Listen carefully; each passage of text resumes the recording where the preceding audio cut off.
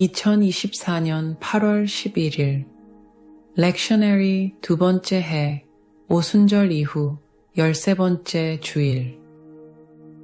오늘 본문 말씀은 요한복음 6장 35절 그리고 41절부터 51절 말씀입니다. 예수께서 이르시되 나는 생명의 떡이니 내게 오는 자는 결코 줄이지 아니할 터이요 나를 믿는 자는 영원히 목마르지 아니하리라. 자기가 하늘에서 내려온 떡이라 하심으로 유대인들이 예수에 대하여 수군거려 이르되 이는 요셉의 아들 예수가 아니냐. 그 부모를 우리가 아는데 자기가 지금 어찌하여 하늘에서 내려왔다 하느냐.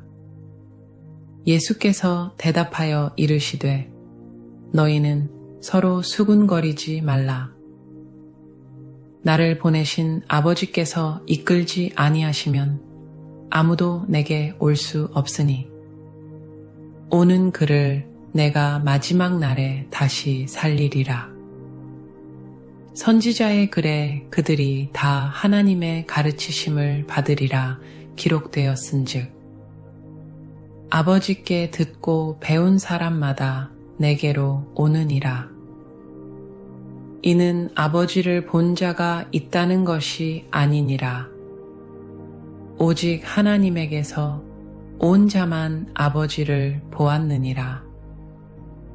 진실로 진실로 너희에게 이르노니 믿는 자는 영생을 가졌나니 내가 곧 생명의 떡이니라.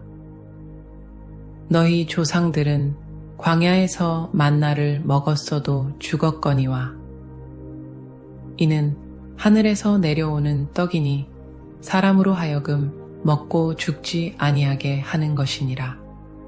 나는 하늘에서 내려온 살아있는 떡이니 사람이 이 떡을 먹으면 영생하리라. 내가 줄 떡은 곧 세상의 생명을 위한 내 살이니라 하시니라.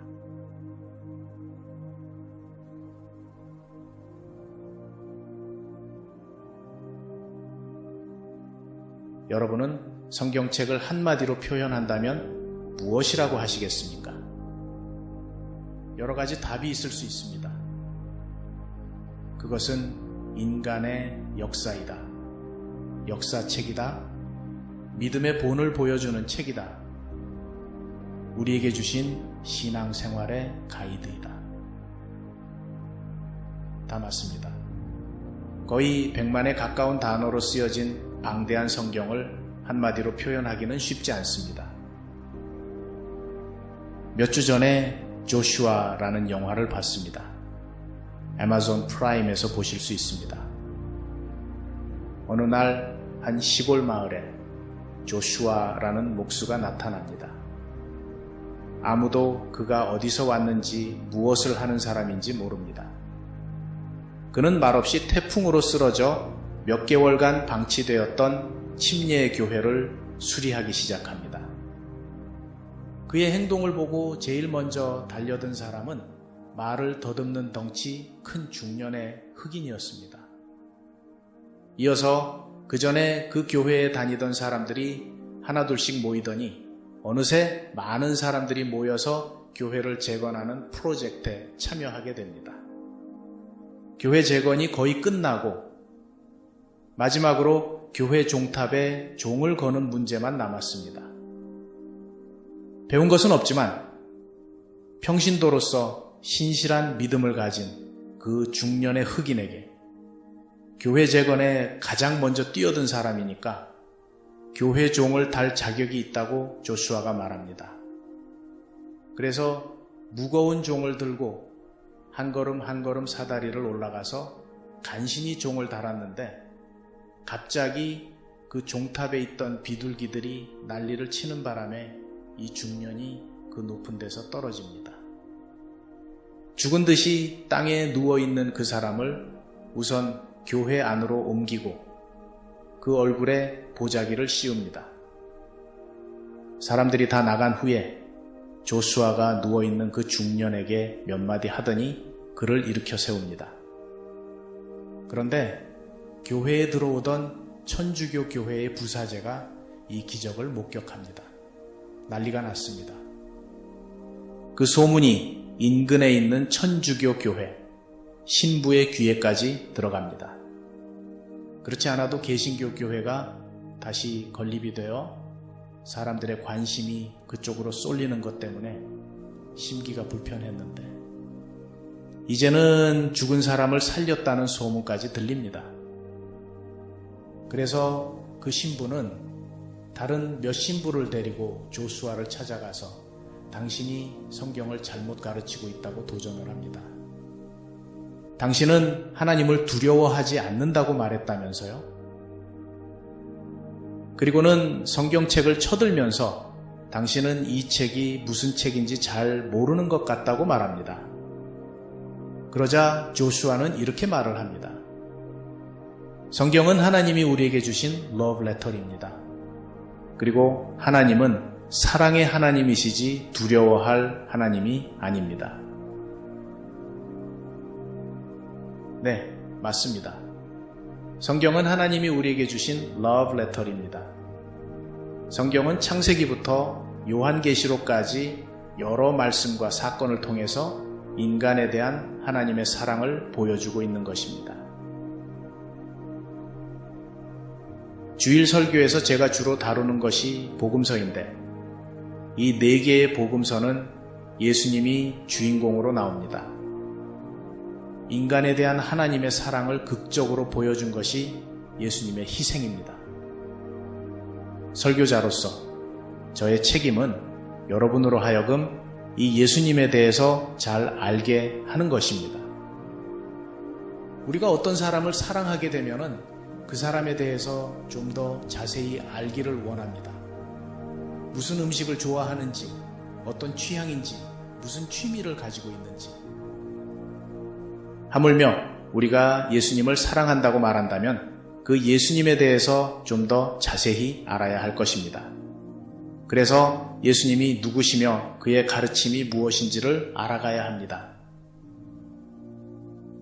여기에는 상당히 의지적인 노력이 필요합니다. 저는 설교의 방향이 여러분에게 감동을 주는 명연설보다는 어떻게 하면 여러분으로 하여금 예수님을 좀 더 자세히 알게 할 수 있을까에 집중하기를 원합니다. 그래서 조금 딱딱할 수는 있어도 시간이 지나면은 예수님에 대한 지식이 깊어져 가기를 바라는 것입니다. 물론 영적인 양식이라도 딱딱한 음식을 너무 오래 먹으면은 체할 수도 있습니다. 그래서 저는 설교를 20분 안에 끝내려고 노력합니다. 그리고 딱딱한 영적 음식뿐만 아니라 예배 후에 육신을 위해 맛있는 음식을 나눌 수 있다는 것은 정말 축복이라 생각합니다.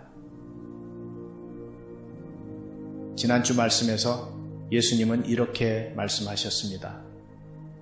썩을 양식을 위하여 일하지 말고 영생하도록 있는 양식을 위하여 일하라.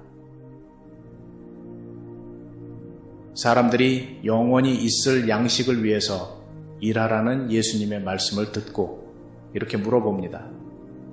그것이 어떤 일입니까? 그래서 예수님이 가르쳐 주십니다. 그것은 하나님이 보낸 사람을 믿는 것이다. 예수님을 믿는 것이 영원토록 있을 양식을 얻는 것이라는 말씀입니다. 오늘 예수님은 본문 말씀을 통해서 자신이 생명의 떡이라는 점을 좀 더 자세히 설명하십니다. 나는 생명의 떡이니 내게 오는 자는 결코 줄이지 아니할 터이요 나를 믿는 자는 영원히 목마르지 아니하리라. 요한복음 4장에 보면은 우물가에서 만난 사마리아 여인의 이야기가 나옵니다.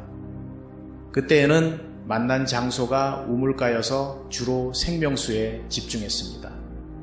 내가 주는 물을 마시는 자는 영원히 목마르지 아니하리니. 오늘 본문은 오병이어의 기적이 있었던 상황이기에 주로 떡에 집중을 합니다. 그런데 이 두 가지 다 그 영원성을 강조하고 있습니다.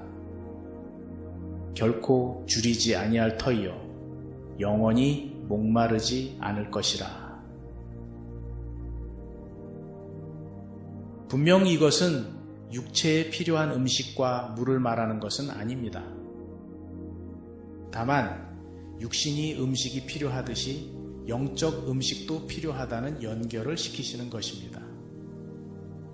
지난주에 우리가 성찬식을 했듯이 떡과 포도주 이 두 가지가 우리가 예식 가운데 먹고 마시는 음식이라는 것이 단순한 우연이었을까요? 예수님의 몸이 십자가에 달리고 피를 쏟은 것이 단순한 우연이었을까요? 예수님은 지금 계속해서 우리의 죄를 위해 자신의 몸이 찢기시고 피를 흘리실 사건을 은연중에 연결을 시키고 계십니다. 오늘은 본문에서 하늘에서 내려오신 떡, 즉 예수님 자신을 말씀하고 있습니다. 그런데 나사렛 마을의 사람들이 믿지 않습니다.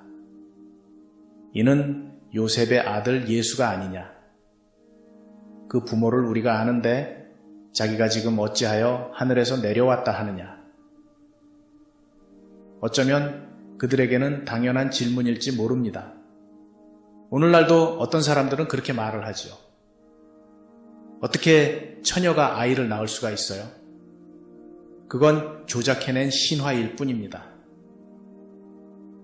그러나 지난주에 말씀드렸듯이 하나님이 천지 창조를 하신 것을 믿는다면 하나님한테 그 정도는 식은 죽 먹기 아닙니까? 예수님은 인류 사상 최대의 사기꾼이든지 아니면 정말 본인이 말하는 대로 우리를 구하려 인간으로 태어나신 하나님의 아들이든지 둘 중에 하나입니다. 우리는 이 둘 중에 하나를 선택을 해야 하는데 예수님이 자신에 대해서 말씀하시는 것을 잘 들어볼 필요가 있습니다. 그래야 현명한 선택을 할 수가 있습니다. 오늘 본문에서 예수님은 자신에 대해서 말씀하십니다. 나를 보내신 아버지께서 이끌지 아니하시면 아무도 내게 올 수 없느니라. 내게 오는 자들은 내가 마지막 날에 다시 살리리라. 이 말씀을 놓고 신학자들 간에 많은 의견이 오고 갑니다. 이는 장로교에서 강조하는 칼빈 선생의 예정론과도 관련이 있습니다. 예정론이 무엇입니까? 영어로는 predestination 혹은 election이라고 합니다. 잘못 이해하면은 각 사람의 운명은 이미 창세전에 정해졌다는 것인데 사실 이것은 칼빈 선생의 예정론을 잘못 이해하는 것입니다. 오늘 본문 말씀에 비춰보아 이런 논리입니다. 하나님이 이끌지 아니하시면 아무도 구원을 받을 수 없다. 그럼 나의 의지와는 상관없이 나의 구원은 하나님 맘대로다. 더 나아가서 나의 믿음과는 상관없이 구원받을 사람은 구원받는 것이고 하나님이 이끌지 않는 사람은 구원을 받을 수 없다? 그럼 전도는 뭐 때문에 하는 것이고 믿음 생활은 왜 하는 것일까? 우리의 선택하고는 전혀 상관이 없는 것인가? 일리가 있는 말입니다. 그렇죠? 그러나 오늘 본문에서 예수님은 이어서 이렇게 말씀하십니다. 그들이 다 하나님의 가르치심을 받으리라. 아버지께 듣고 배운 사람마다 내게로 오느니라. 그들이 다 하나님의 가르치심을 받으리라는 구절은 이사야 54장 13절 말씀입니다. 하나님이 이사야 선지자를 통해서 앞으로의 일을 말씀하십니다. 그 중에 하나가 바로 이 구절인데 예수님이 이 구절을 인용하면서 하시는 말씀은 이런 거죠. 하나님의 말씀을 듣고 배운 사람들이 나에게로, 즉 예수님께로 간다는 것입니다. 여기서 듣는다는 말은 단순히 귀로 소리를 듣고 만다는 그런 뜻이 아니라 말씀에 순종한다는 뜻이 있다고 언젠가 말씀드렸습니다. 즉 우리의 의지와는 상관없이 하나님이 누구는 구원을 또 다른 누구는 멸망을 그런 것이 아니라 하나님은 말씀을 통해서 우리를 이끄십니다. 그런데 선택은 우리가 해야 하는 것입니다.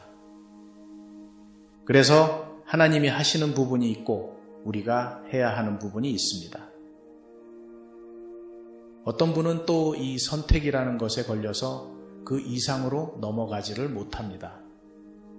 우리의 선택도 행위라고 합니다. 그래서 행위로 구원을 받는 것이 아니라는 말씀과 맞지 않다는 논리입니다. 그러나 선택, 즉 믿기로 선택하거나 믿지 않기로 선택하는 것이 행위인가요? 성경에서 행위라고 하는 것은 이런 믿음의 선택을 말하는 것이 아니라 직접 행동으로 옮기는 그런 행위를 말하는 것입니다. 즉 구원을 받기 위해서 고행을 한다든지 성경 공부를 한다든지 주일 성수를 한다든지 아니면 헌금을 한다든지 이런 것들이 성경에서 말하는 행위입니다. 그런 행위로 구원을 얻는 것이 아니라는 말입니다. 오히려 구원을 받은 후에 나타나는 자연스러운 행위가 있는데 그것은 믿음의 결과이지 구원을 위한 전제 조건이 아니라는 말입니다. 이 점 여러분에게 혼동이 없었으면 합니다. 그리고 오늘 본문 마지막 구절에서 예수님은 자신의 죽음을 이 생명의 떡과 연결을 시키십니다. 내가 줄 떡은 곧 세상의 생명을 위한 내 살이니라. 그리고 우리가 아는 대로 예수님은 우리의 죄를 사하시려 십자가에서 돌아가셨습니다. 그리고 우리의 죄에 대한 대가를 치르셨습니다. 이 생명의 떡이 우리 앞에 놓여져 있습니다. 이 떡을 먹으면 우리는 구원을 얻을 것입니다. 즉 생명의 떡이신 예수님을 나의 구주로 받아들이시면 구원을 얻을 것입니다. 그리고 예수님이 말씀하신 대로 마지막 날에 다시 살 것입니다. 이 떡을 거부하면, 즉 예수님을 거부하면 지옥에 가게 될 것입니다. 바로 이것이 복음의 메시지입니다. 이것이 신약의 사복음서가 말하는 복음입니다. 기도하겠습니다.